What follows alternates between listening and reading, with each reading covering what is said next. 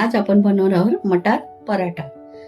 मटार आता थंडीच्या सीझन मध्ये भरपूर येतात, त्यामुळे आज आपण तुम्हाला मटार पराठा मी बनवून दाखवते आणि साध्या आणि सोप्या पद्धतीने हे मटार पराठा दाखवते। आता आपण मी गव्हाचं पीठ घेतलं, 1-1.5 वाटी गव्हाचं पीठ घ्यायचं। तुम्हाला जास्त प्रमाणात करायचं असेल तर जास्त पीठ घेऊ शकता। आणि छोटी अर्धी वाटी मी तांदळाचं पीठ घेतलंय। 3 ते 4 चमचे आपण बेसन घेऊया। बेसन 3 ते 4 चमचे घ्यायचं। चवीनुसार मीठ घालायचं आणि त्याच्यामध्ये अर्धा चमचा ओवा घालायचा। अर्धा ते 1 चमचा ओवा घाला, चवीला खूप छान लागतं ओवा घातल्याने। आणि एक छोटे 2 चमचे मी तेल घालते। तेलाने कसं कुरकुरीत होतो पराठा, म्हणून एक छोटे चमचे आहे ते मी 2 ते 3 चमचे घातले। आणि हे सगळं आता पीठ मिक्स करून घेऊया। छान पीठाला तेल वगैरे सगळं लागलं पाहिजे, म्हणजे हे सगळं पीठ आता संपूर्ण असं मिक्स करून घ्यायचं। आणि असे बघा याच्या प्रकारे मिक्स करायचं। जसं आपण गव्हाची कणिक मळतो ना त्याप्रमाणेच हे पीठ भिजवायचंय।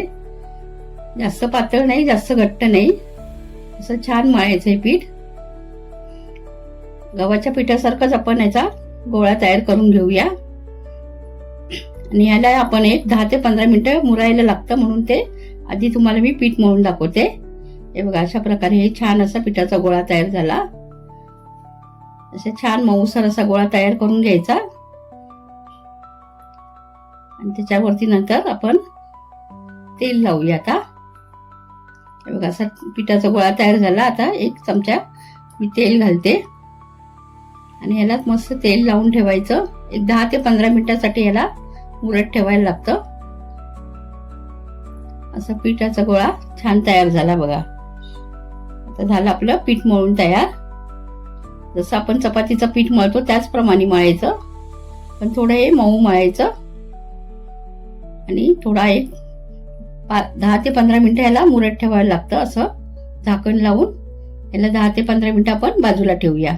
आणि इथे मी मटार घेतलेत, 1 वाटी मटार घेतलेत, कढीपत्त्याची 8 ते 10 पानं, आलं, कोथिंबीर घेतले आणि लसूणच्या 10 ते 12 पाकळ्या आणि 2 मिरच्या घेतल्यात। तिखट आहेत मिरच्या म्हणून मी 2च घेतल्या। आणि हे आपल्याला आता फ्राय करून घ्यायचे, थोडं गरम करून घ्यायचं। एका साईडला मी गॅस चालू केला आणि त्याच्यावरती आता पॅन ठेवायचा। पॅन मध्ये आपण 2 चमचे तेल घालूया। तेलामध्ये आपण 1 चमचा जिरं घालायचं। जिऱ्याने कशी चव छान लागते, म्हणून 1 चमचा जिरं घातलं। आणि कढीपत्ता 8 ते 10 पानं कढीपत्त्याची घ्यायची, थोडं हिंग घातलं आणि हे छान असं परतून घ्यायचं। आधी जिरं वगैरे छान परतलं पाहिजे। आणि मग त्याच्यामध्ये आपण 1-2 मिरच्या घेतले, त्याचे मी तुकडे करून घेतले आणि मिरच्या घातल्या। आणि लसूण घेतले आपले 8 ते 10। मग असे लसूण पण टाकले, लसूण पण अख्ख्याच टाकले। आपल्याला नंतर या सर्व हे साहित्य मिक्सरला बारीक करून घ्यायचंय, म्हणून हे असंच थोडं अख्खच टाकायचं। आलं टाकलं अर्धा इंच आणि मटार टाकूया आपण आता याच्यामध्ये। आता मटार छान परतून घ्यायचे तेलावरती। हे बघा अशा प्रकारे मटार घातले आणि हे छान असं थोडं परतून घेऊया। असे छान परतले पाहिजे मटार, थोडे मऊ होतात मटार मग। आणि आता आपण सुके मसाले घालूया याच्यामध्ये। अर्धा चमचा हळद घातली आणि 1 पाव चमचा आपण गरम मसाला घालायचा, जास्त नाही घालायचा, पाव चमचा घालायचा। आणि मिरची पावडर घातली अर्धा चमचा। तुम्हाला जसं तिखट पाहिजे तसं त्याप्रमाणे तुम्ही मिरची पावडर घालू शकता, पण मिरच्या घातल्यात ना तिखट, म्हणून मी अर्धा चमचाच लाल मिरची पावडर घातली। आणि ती छान असं मिक्स करून घेतलं बघा। याला संपूर्ण मटारला मिक्स झालं। आणि आता चवीनुसार मीठ घालायचं। तुम्हाला याच्यामध्ये चाट मसाला पाहिजे तर चाट मसाला सुद्धा तुम्ही घालू शकता, किंवा लिंबाचा रस सुद्धा घालू शकता, पण मी नाही घातला, जास्त आंबट होतं मग ते। आता लहान मुलांना डब्यात द्यायचंय ना म्हणून। आणि ही कोथिंबीर घालायची, कोथिंबीर थोडी जास्तच घातली। आणि हे सगळं साहित्य आपल्याला मिक्सरला लावायचंय, म्हणून त्याच्यातच कोथिंबीर परतायची। बघा आता हे छान असं परतून झालं आपलं। बघा मटार सुद्धा थोडे नरम झालेत, छान असं परतायचं। सर्व मटाराला मसाला वगैरे सगळं लागला पाहिजे। आता मी गॅस बंद करते आणि हे मिश्रण सगळं एका प्लेटमध्ये काढून घेते थंड व्हायला। हे थंड झाल्यानंतर आपण एका मिक्सरच्या भांड्यामध्ये घ्यायचं आणि नंतर ते बारीक करून घ्यायचे। मिक्सरमध्ये असं छान बारीक करून घ्यायचं। हे बघा अशा प्रकारे झालं बारीक, असं बारीक करून घ्यायचं.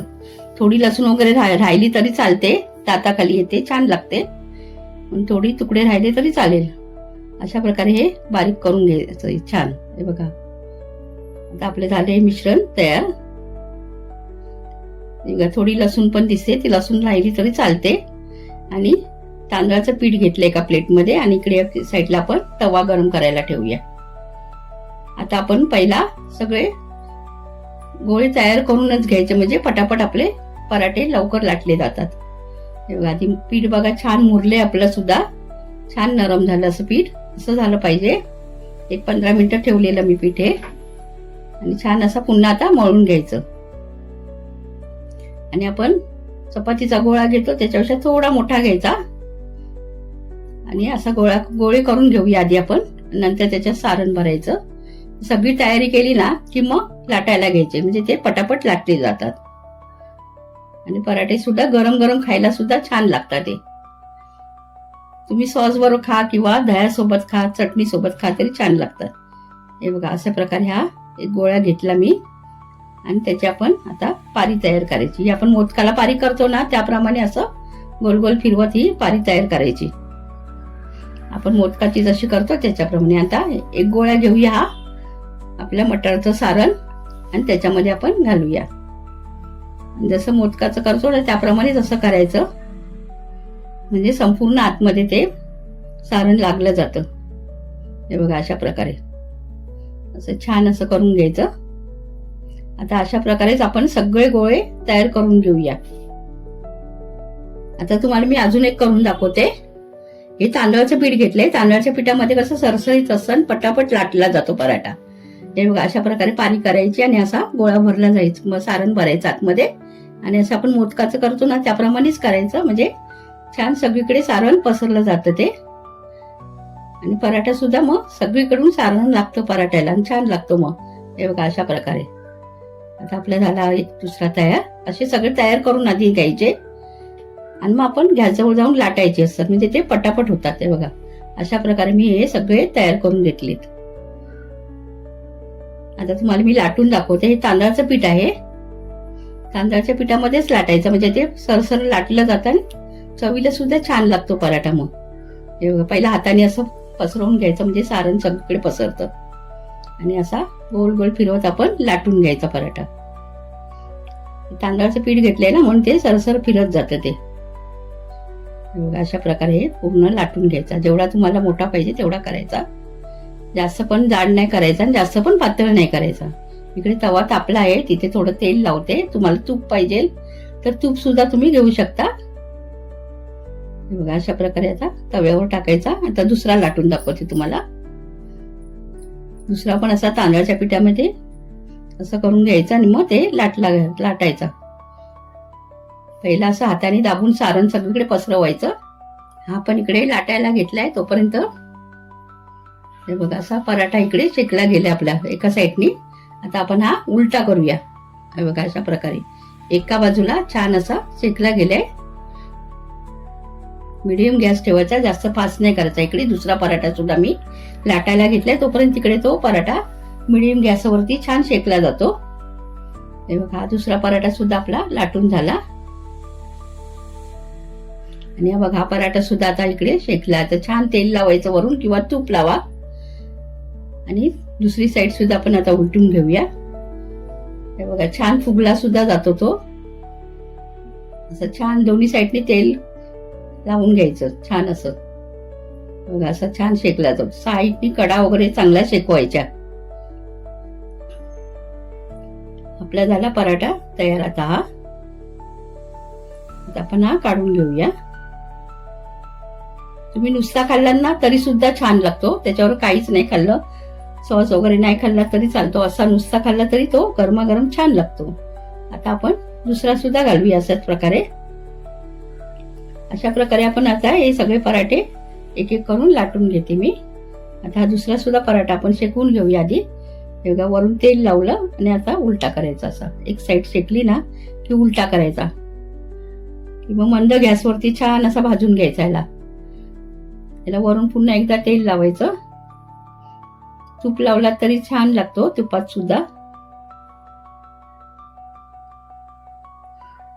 बघा अशा प्रकारे हा पराठा छान शेकून घ्यायचा. फुगतो सुद्धा बघा, फुगला कसा छान. मीडियम गॅसवरती शेकवायचा म्हणजे तो आतून सुद्धा छान भाजला जातो. हे बघा साईडच्या कडा वगैरे छान शेकून घ्यायचे आपल्याला.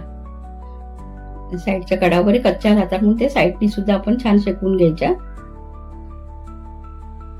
आता आपला हा दुसरा सुद्धा पराठा तयार झाला. बघा छानपैकी हा पराठा सुद्धा आपला तयार झाला. थोडं शेकवायला वेळ लागतो ना, मंद गॅसवरती शेकवा, जास्त फास्ट गॅस करायचा नाही.